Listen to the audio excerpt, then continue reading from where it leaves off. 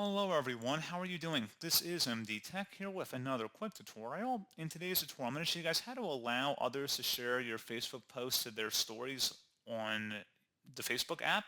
So if you are looking to allow other people to access that or make that change or utilize it, in today's tutorial I'm going to show you guys how to do it. And without further ado, let's go ahead and jump right into it.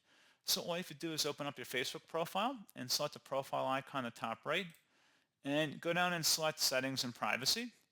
Underneath the menu, select Settings, and then scroll down underneath Audience Visibility and select Reels.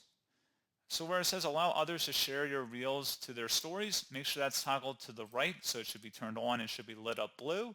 Otherwise, if you have it disabled or you want to turn it off, you can just click inside there one time to turn that off, and that's all you have to do.